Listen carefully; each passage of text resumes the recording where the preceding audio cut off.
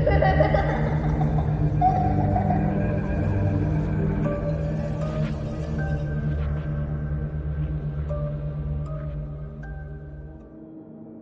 datang kembali di Arazi Story, tempat di mana setiap kisah menyimpan rahasia yang tak pernah benar-benar mati.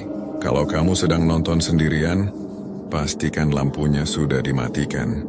Dan jangan lupa cek dulu siapa yang berdiri di belakangmu. Karena malam ini aku akan membawamu ke kisah seorang penjual bakso keliling yang kuah dagangannya bukan sembarang kuah, tapi darah manusia yang baru meninggal. Siapkan handset dan kopi dan teh terbaikmu. Ayo kita mulai ceritanya. Di sebuah kampung kecil di pinggiran kota, malam terasa begitu sunyi. Jalanan sepi, hanya terdengar derit pelan gerobak kayu yang membelah kabut tipis. Di atas gerobak itu tergantung papan bertuliskan Bakso Pak Sarman. Hurufnya sudah pudar, seolah telah menemani begitu banyak malam yang penuh rahasia. Setiap malam sekitar pukul 9, gerobak itu mulai berkeliling dari satu gang ke gang lainnya. Warga sudah sangat hafal dengan suaranya yang khas, dentingan mangkuk, gesekan sendok besi, dan tentu saja aroma kuah gurih yang selalu berhasil menggoda selera, tapi tak ada satu pun yang menyangka. Di balik aroma sedap itu tersimpan sesuatu yang jauh lebih hitam dari pekatnya malam. Pak Sarman, si pemilik gerobak, dikenal sebagai sosok yang sangat pendiam. Dia jarang sekali bicara dan lebih sering menunduk saat menerima uang atau menyajikan bakso kepada pembeli. Namun, baksonya, anehnya, selalu luar biasa enak. Rasa gurihnya tak tertandingi. Kuahnya pekat dengan warna yang agak kemerahan. Beberapa orang sempat mengira ia menambahkan cabai halus atau mungkin bumbu rahasia keluarga. Tapi, tidak ada yang pernah berani bertanya lebih jauh. Hingga suatu malam seorang warga yang sedang bertugas ronda bernama Darto memperhatikan sesuatu yang janggal. Saat berpapasan di sebuah tikungan jalan, Darto mencium bau yang sangat tidak biasa dari arah gerobak bakso itu. Bukan aroma rempah atau kaldu sapi, melainkan bau anyir yang tajam seperti bau darah segar yang belum kering. Gerobak itu terus melintas, dan di bawah cahaya lampu jalan yang redup, Darto melihat ada cairan menetes dari sebuah ember yang tergantung di bawah gerobak. Warnanya merah gelap, pekat. Sejak malam itu, ada sesuatu yang berubah di kampung mereka. Setiap kali gerobak Pak Sarman lewat, anjing-anjing peliharaan warga akan menggonggong dengan sangat keras. Bahkan beberapa di antaranya sampai melolong pilu.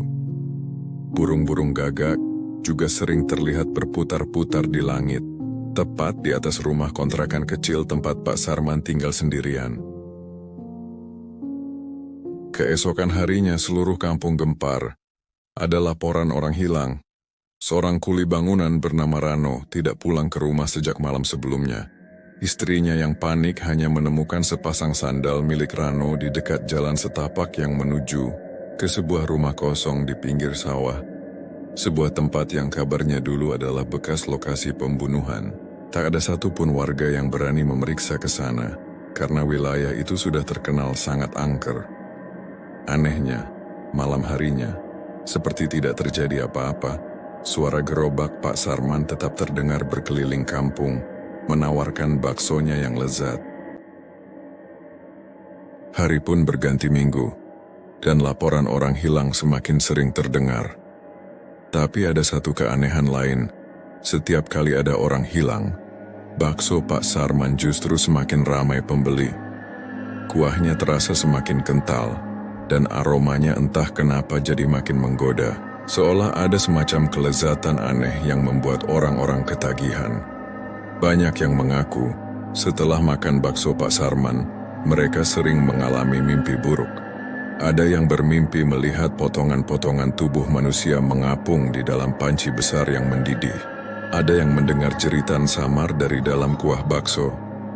Bahkan ada yang merasa seperti sedang diperhatikan saat sedang mengunyah dagingnya. Namun, rasa nagih itu seolah mengalahkan rasa takut mereka. Suatu malam, hujan turun dengan sangat deras.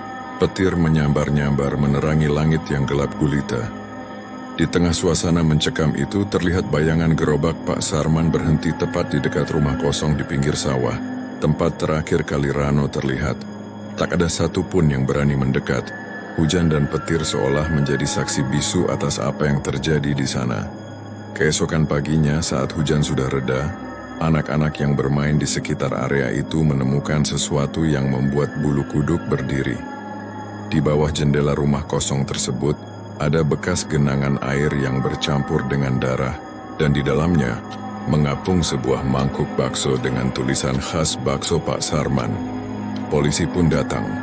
Mereka memutuskan untuk membongkar paksa rumah kosong itu dan menemukan pemandangan yang tak akan pernah mereka lupakan. Di ruang belakang, terdapat sebuah drum besar berisi cairan kemerahan yang berbau busuk. Saat diperiksa, di dasar drum itu ada potongan-potongan tubuh manusia yang sudah hampir hancur, bercampur dengan adonan bakso yang belum jadi. Di sisi lain ruangan, ada sebuah panci raksasa, mesin penggiling daging, dan beberapa karung berisi tulang belulang manusia yang sudah dipotong kecil-kecil. Tak jauh dari situ mereka menemukan jasad Pak Sarman. Tubuhnya tergantung kaku di balok kayu atap, lidahnya menjulur keluar, dan wajahnya membiru. Yang lebih mengerikan, di sekelilingnya terpampang puluhan foto orang-orang kampung yang pernah membeli baksonya. Foto-foto itu ditempel ke dinding dengan menggunakan jarum, seperti sebuah koleksi mengerikan. Di bawah tubuhnya yang tergantung, ada sebuah papan kecil bertuliskan, "Mereka ingin rasa yang lebih dari sekadar daging." Kasus itu mengguncang seluruh kampung. Sejak malam penemuan mengerikan itu, tak ada lagi penjual bakso yang berani berjualan lewat tengah malam. Rasa takut menyelimuti setiap sudut kampung, tapi ternyata cerita ini belum berakhir. Beberapa bulan setelah kematian Pak Sarman, warga mulai mendengar kembali suara gerobak berderit di tengah keheningan malam. Dentingan mangkuk dan sendok terdengar samar-samar, padahal tidak ada satupun pedagang yang lewat. Beberapa orang yang penasaran mencoba mengintip dari balik jendela rumah mereka. Apa yang mereka lihat membuat darah mereka serasa beku.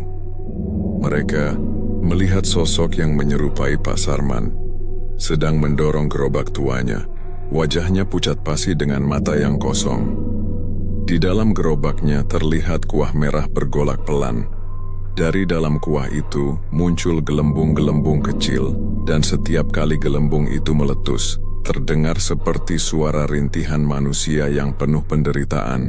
Sampai hari ini, siapapun yang mendengar bunyi gerobak di tengah malam, disarankan untuk tidak membuka pintu. Karena katanya, kalau kamu sampai mencium aroma kuah bakso yang terlalu gurih dan warnanya terlalu merah, bisa jadi itu bukanlah makanan, melainkan itu ajakan untuk bergabung di dalam kuahnya selamanya.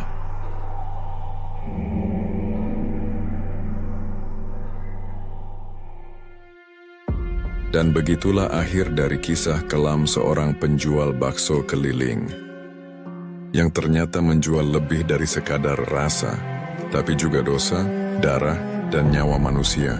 Sampai hari ini, tak ada yang tahu kemana perginya arwah Pak Sarman, tapi beberapa orang bersumpah masih mendengar dentingan sendok dan bau kuah merah yang mendidih di tengah malam. Kalau kamu pernah mencium aroma bakso yang terlalu gurih saat jalan sendirian malam-malam, berdoalah, karena mungkin dia sedang berdiri di seberang jalan, menunggumu mencicipi dagangan terakhirnya. Terima kasih sudah menonton.